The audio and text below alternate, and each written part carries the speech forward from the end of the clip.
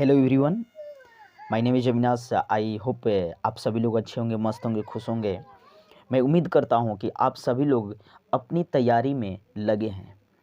तो चलिए, मैं आप सभी के लिए आज आपके लिए अच्छा टॉपिक, अच्छे क्वेश्चन लेकर आया हूं, जो बिहार एसएससी, बिहार दरोगा, बिहार पुलिस, बिहार के जितने भी एग्ज़ाम हैं उन सभी के लिए, एसएससी जीडी के लिए, बीपीएससी के लिए, रेलवे और बैंक सभी में कामयाबी प्राप्त करने के लिए एक क्वेश्चन है। तो एक एक क्वेश्चन करके हम आपके पास पेश करूंगा। तो आप सभी लोग मेरे वीडियो के अंत तक बने रहिए। यदि जो भी लोग मेरे वीडियो को नए वॉच कर रहे हैं तो मेरे वीडियो को लाइक करें, सब्सक्राइब करें और कमेंट में ज़रूर बताएं। राइट, तो नेक्स्ट चलते हैं। देखिए, क्वेश्चन है कि पंचायत राज संस्थाओं में प्रारंभ में महिलाओं को कितना प्रतिशत आरक्षण प्रदान किया गया था? पंचायत राज संस्थाओं में प्रारंभ में महिलाओं को कितना प्रतिशत आरक्षण प्रदान किया गया था? 30%, 33%, 40%, 50%? 4 ऑप्शन। तो क्वेश्चन का आंसर होगा 33%। राइट, नेक्स्ट चलते हैं। क्वेश्चन है, निम्नलिखित में से कौन सी जानकारी अशोक के अभिलेख में मिलती है? जीवन गाथा, आंतरिक नीति, विदेश नीति? सभी विकल्प सही है। आंसर होगा सभी विकल्प सही है। राइट, सभी विकल्प सही है। नेक्स्ट चलिए देखते हैं क्या मिलता है। कुछ की पॉइंट्स हैं जो आप सभी के लिए इम्पोर्टेंट होंगे। सभी पॉइंट एक एक करके अपने कॉपी और डायरी पेन के साथ बैठे ताकि नोट कर सकें। है कि सबसे प्रसिद्ध मौर्य शासक कौन था? अशोक था। वह पहला शासक था जिसने अभिलेखों के माध्यम से अपने संदेश को लोगों तक पहुंचाने का प्रयास किया था। अशोक के अभिलेखों में मिली जानकारी में जीवन गाथा, आंतरिक नीति, विदेश नीति, उसकी धार्मिक और नैतिक संभावनाएं, बौद्ध धर्म और उसके पशु सामाजिक कल्याण कार्यक्रम शामिल हैं। राइट, ये अभिलेख भारत, नेपाल और पाकिस्तान के सभी क्षेत्रों में फैले हुए हैं। अशोक ने जो ये पहला शासक है जिसने अभिलेख के माध्यम से अनेक देशों में यानी पहुंचाया है संदेश को। तो ये अभिलेख भारत और नेपाल और पाकिस्तान के सभी क्षेत्रों में फैले हुए हैं। अशोक के अभिलेख बौद्ध धर्म के प्रथम मूर्त प्रमाण हैं। कुल 33 अभिलेख हैं और मुख्य रूप से निम्नलिखित वर्गीकृत हैं। पहला, बृहत शिलालेख के रूप में, लघु शिलालेख के रूप में, पृथक शिलालेख के रूप में। नेक्स्ट है बृहत स्तंभलेख, लघु स्तंभलेख। ये क्या है? ये शिलालेख हैं, अशोक के शिलालेख हैं। अशोक के अधिकांश अभिलेख प्राकृत में थे और ब्राह्मी लिपि में लिखे गए थे। प्राकृत अभिलेख ब्राह्मी और खरोष्टी लिपियों में लिखे गए थे, जिन्हें एक आम आदमी भी पढ़ और समझ सकता था। पाकिस्तान के क्षेत्र में पाए गए अभिलेख खरोष्टी लिपि में हैं। Important points. नेक्स्ट पेज पलटता है। मौर्य राजवंश की स्थापना मौर्य चंद्रगुप्त मौर्य ने 321 ईसा पूर्व में की थी। अशोक राजवंश का तीसरा शासक था। अशोक 273 ईसा पूर्व से 273 ईसा पूर्व तक 32 ईसा पूर्व 273 ईसा पूर्व से 232 ईसा पूर्व तक बने रहे। वह सबसे महान मौर्य शासक तक्षशिला और उज्जैन का सूबेदार था, चंद्रगुप्त। नेक्स्ट चलते हैं। वह बिंदुसार का पुत्र था। कौन बिंदुसार का पुत्र था? अशोक। दक्षिण के सिवाय उसका शासन संपूर्ण उपमहाद्वीप तक फैला था, जिसमें अफगानिस्तान, बलूचिस्तान, कश्मीर और नेपाल की घाटियां शामिल है। अशोक के अधीन मौर्य साम्राज्य अपने चरमोत्कर्ष पर पहुंच गया। जब अशोक वहां का शासक था तो उस समय मौर्य साम्राज्य अपने चरमोत्कर्ष पर पहुंच गया। अशोक ने 261 ईसा पूर्व में कलिंग युद्ध लड़ा था। बाद में वे इस युद्ध में हुए नरसंहार यानी बहुत सारे लोग मारे गए। कलिंग जो युद्ध था बहुत दयनीय दर्दनाक था दृश्य, जिसमें नारी के साथ लड़ाई लिया गया और वहाँ अशोक ने शस्त्र को त्याग दिया, शस्त्र उठाया भी नहीं। वो युद्ध कलिंग युद्ध कहलाया। कलिंग युद्ध में से प्रभावित हुए और इसलिए उन्होंने सांस्कृतिक विजय की नीति के पक्ष में भौतिक व्यवसाय की नीति को त्याग दिया। उसी समय अशोक ने क्या किया, उन्होंने उपगुप्त के अधीन बौद्ध धर्म को अपनाया। वो बौद्ध धर्म को अपना लिया। क्यों? नरसंहार हुआ करता था उस समय। कलिंग युद्ध में ही उन्होंने शस्त्र को त्याग दिया, इसलिए उसने बौद्ध धर्म को अपना लिया। उन्होंने अपने पुत्र महेंद्र और पुत्री संघमित्रा को मूल पीपल के पेड़ के अंकुर के साथ बौद्ध मिशनरियों के रूप में सिलोन भेजा, श्रीलंका भेज दिया। उन्होंने बोध गया का दौरा करके अपने शासनकाल के 11वें वर्ष से धम्म यात्राओं का उद्घाटन किया और धम्म महामात्रों धम्म के संदेश को फैलाने के लिए धर्म के अधिकारी को भी नियुक्त किया। निम्नलिखित नेक्स्ट पॉइंट देख रहे हैं। एक एक पॉइंट आपके लिए बेहतरीन होंगे और मैं उम्मीद करता हूं कि मैं छोटा छोटा पॉइंट हर सब्जेक्ट से लेकर आया हूं, तो आप सभी लोग मेरे वीडियो के अंत तक बने रहिए, लास्ट तक बने रहिए, वॉच करते रहिए। निम्नलिखित में कौन सा भारत का सबसे दक्षिणी छोर है? कन्याकुमारी, लक्ष्य point, Indira point, Ravinder point. Answer होगा इंदिरा पॉइंट। निम्नलिखित में कौन सा भारत का दक्षिणी छोर कौन है? तो इंदिरा पॉइंट है। नेक्स्ट, इसमें आप सभी को मैं बताने वाला हूं, इंदिरा पॉइंट भारत का सबसे दक्षिणी छोर इंदिरा पॉइंट अंडमान निकोबार द्वीप पर स्थित है। राइट, अंडमान निकोबार द्वीप पर स्थित है। इस जगह का नाम इंदिरा पॉइंट भारतीय प्रधानमंत्री इंदिरा गांधी के नाम पर रखा गया। इस बिंदु को पहले किस नाम से जाना जाता था? पिगमेलियन पॉइंट और पार्सन्स पॉइंट के नाम से जाना जाता था। राइट, भारत की जनगणना 2011 में जब हुई, उसके अनुसार इंदिरा पॉइंट में केवल 4 घर बचे थे। कितने घर बचे थे? 4 घर बचे थे। अतिरिक्त जानकारी इसके बारे में मैं दे रहा हूँ। अतिरिक्त जानकारी ये है कि भारत का सबसे उत्तरी छोर जम्मू और कश्मीर राज्य में स्थित है। बिंदु को, यानी जो जम्मू और कश्मीर राज्य में स्थित है, उस बिंदु को क्या बोलते हैं? इंदिरा कॉल कहते हैं।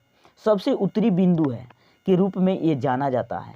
गुजरात के कच्छ क्षेत्र में घुवर मोटा भारत का सबसे पश्चिमी छोर है। गुजरात के कच्छ क्षेत्र में स्थित घुवर रेखा, ये घुवर रेखा है, जो घुवर क्षेत्र में घुवर मोटा भारत का सबसे पश्चिमी छोर है। भारत का सबसे पूर्वी छोर अरुणाचल प्रदेश के अंजा जिले में किबिथु का छोटा शहर है। लोहित नदी किबिथु से भारत में प्रवेश करती है।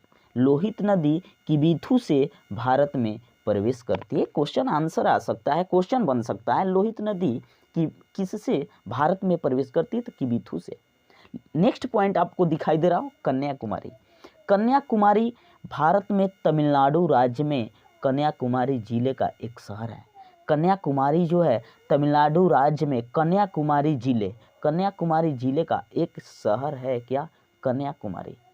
नेक्स्ट पॉइंट में चलेंगे। यह भूमि भारत में सबसे दक्षिणी शहर है। कोई अगर भूमि, भारत के सबसे कोई भूमि दक्षिणी छोर पर है तो वो है कन्याकुमारी। इसे द लैंड्स एंड कहा जाता है। कन्याकुमारी के उस भूमि को द लैंड्स एंड कहा जाता है। क्वेश्चन बन सकता है, द लैंड्स एंड किसको बोला गया है? तो कन्याकुमारी शहर जो बसा है, जिस भूमि पर बसा है, उस भूमि का नाम है द लैंड्स एंड।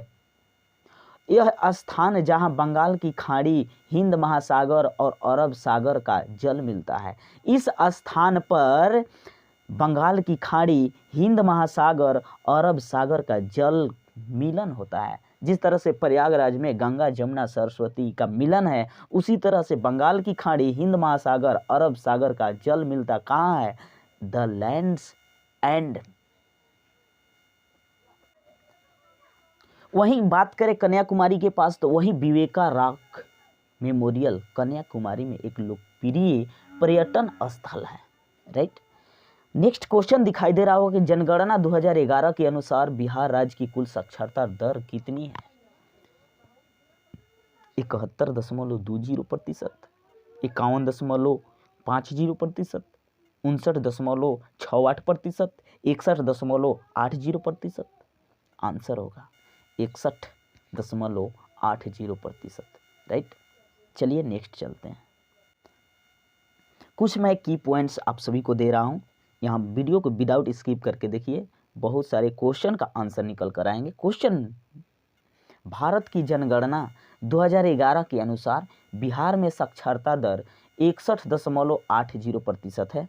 बिहार में पुरुष साक्षरता दर 73.39% है और महिला साक्षरता दर 53.33% है। यही राष्ट्रीय औसत से काफ़ी कम है, जो कुल मिलाकर 72.9% है राष्ट्रीय औसत। अब आगे नेक्स्ट है कि भारत में पुरुष साक्षरता दर 80.9% और महिला साक्षरता दर 64.6%। भारत में, पूरे भारत की बात बोल रहे हैं। साक्षरता दर के मामला में यदि देखा जाए तो 5 भारतीय राज्य जो हैं शीर्ष पर हैं। फर्स्ट केरल 94.02 पर, लक्षद्वीप 91.83, मिजोरम 91.34, गोवा 88.75, कर्नाटक 75.4। ये दर है, साक्षरता दर है। हमारे देश की 5 राज्य शीर्ष पर है साक्षरता में। साक्षरता का मतलब होता है शिक्षित। 5 अधिक से अधिक 5 राज्य बहुत शिक्षित है। नेक्स्ट पॉइंट आप देख रहे हैं। नेक्स्ट पॉइंट है, निम्नलिखित में कौन सी झील बिहार में स्थित है? कौन सी झील बिहार में? 4 ऑप्शन दिया गया है। इसी 4 ऑप्शन में अनुपम झील, सांभर झील, सुखना झील, कामा झील। इस क्वेश्चन का आंसर होगा अनुपम झील, राइट। ये अनुपम झील जो है बिहार में स्थित है। नेक्स्ट पॉइंट में कुछ की पॉइंट्स हैं अनुपम झील के बारे में। अनुपम झील जो है यह कैमूर वन्य जीव अभयारण्य में स्थित है। कैमूर वन्य जीव अभयारण्य बिहार के भभुआ कस्बे के पास कैमूर जिले में स्थित है। यह राज्य का सबसे बड़ा अभयारण्य है।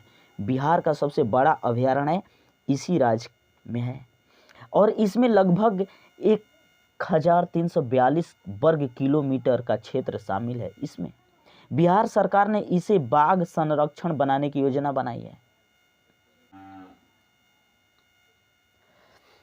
अगला क्वेश्चन है कि बिहार में कितने वर्ग किलोमीटर वन क्षेत्र है? बिहार में कितने वर्ग किलोमीटर पर वन क्षेत्र है? 4 ऑप्शन दिया गया, तो इसमें 2612 वर्ग किलोमीटर पर हमारे बिहार राज्य में वन है। इतने क्षेत्र पर वन पाए जाते हैं बिहार में। नेक्स्ट पॉइंट कुछ झलक है बिहार वन रिपोर्ट। अविभाजित बिहार में बिहार एसएससी वाले, बिहार पुलिस वाले और बिहार दरोगा के लिए ये 100% क्वेश्चन टैली कर सकता है, इसलिए कि बिहार से रिलेटेड है। अविभाजित बिहार में मतलब बिहार जब बंटा नहीं था उस समय कुल भौगोलिक क्षेत्र का लगभग 17% भाग 29.48 लाख हेक्टेयर वन था बिहार में। 2000 में इसके विभाजन के बाद, यहाँ क्वेश्चन एराइज हो रहा है बिहार का विभाजन कब हुआ? 2000 ईस्वी में। इसके विभाजन के बाद बिहार में वन आच्छादन केवल 6.87% रह गया, जो इसके कुल भौगोलिक क्षेत्र का 6.16 लाख हेक्टेयर है।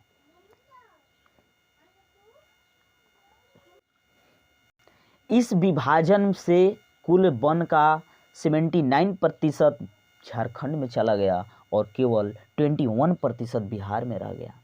आईएसएफआर रिपोर्ट के अनुसार बिहार में 2017 और 2019 में कुल वन आच्छादन 7,299 वर्ग किलोमीटर से 7,306 वर्ग किलोमीटर 2017 और 2019 के बीच बढ़ा है।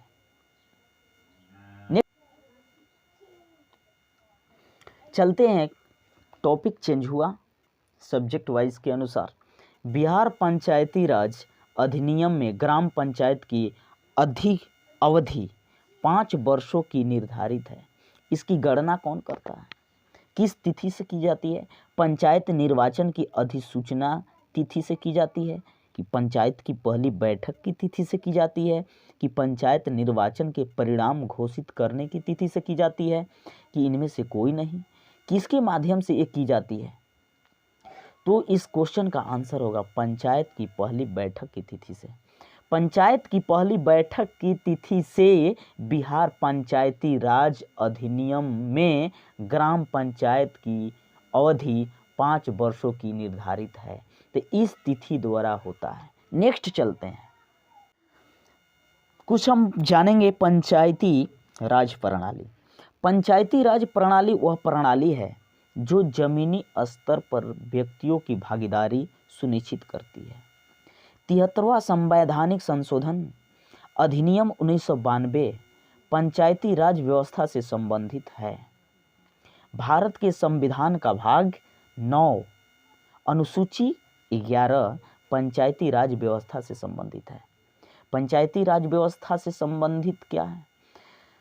भारत के संविधान के किस अनुसूची से पंचायती राज व्यवस्था संबंधित है?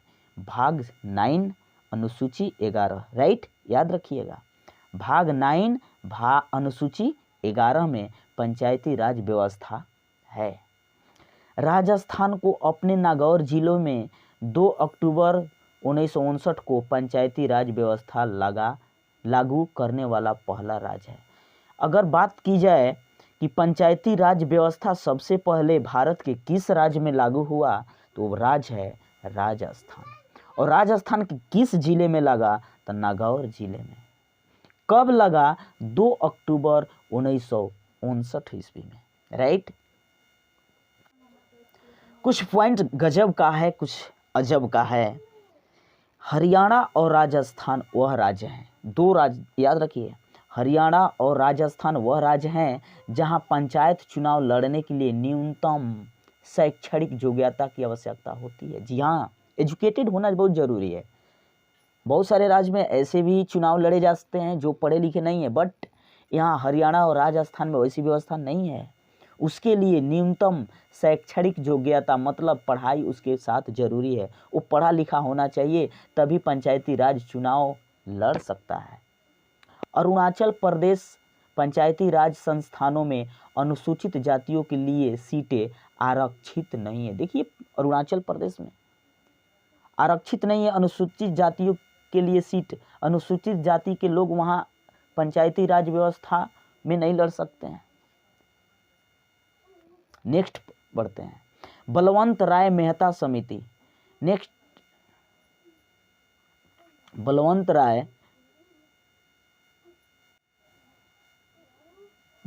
राय मेहता समिति ने 3 स्तरीय संरचना की सिफारिश की, जिसमें जिला स्तर पर जिला परिषद, प्रखंड स्तर पर पंचायत समिति, ग्राम स्तर पर ग्राम पंचायत।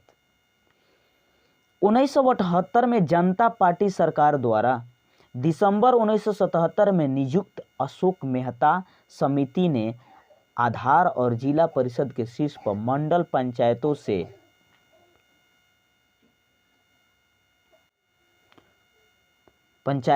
युक्त 2 स्तरीय प्रणाली द्वारा 3 स्तरीय प्रणाली के प्रतिस्थापन की अपनी रिपोर्ट प्रस्तुत की। कौन?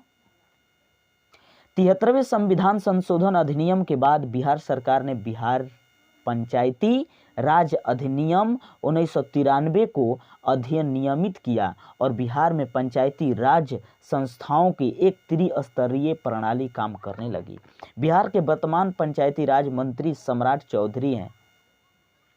चुनाव 2021 से बिहार में वर्तमान में 8,406 पंचायतें हैं।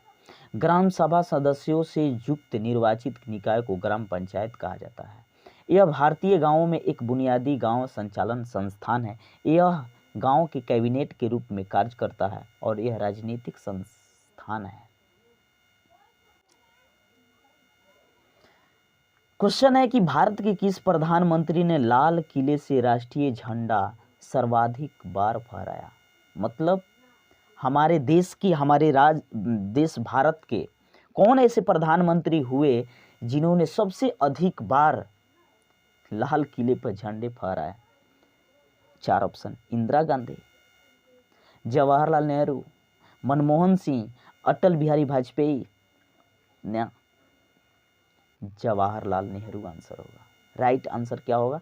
जवाहरलाल नेहरू ने सबसे अधिक बार लाल किले पर झंडा फहराया। नेक्स्ट चलते हैं क्वेश्चन के पास।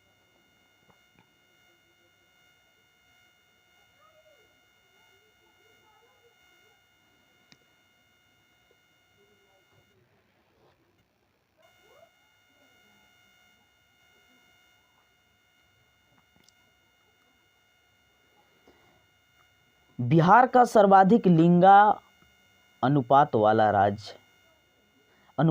जिला, बिहार का सर्वाधिक लिंगा अनुपात वाला जिला कौन है? पटना, रोहतास, गोपालगंज, वैशाली। आंसर होगा गोपालगंज। राइट। क्वेश्चन है, पितृपक्ष मेला बिहार के किस शहर से संबंधित है? 4 शहर का नाम दिया गया: नालंदा, गया, पटना, राजगीर। आंसर होगा गया। राइट। इस क्वेश्चन का आंसर होगा गया। पितृपक्ष मेला बिहार के निम्नलिखित में से किस शहर में?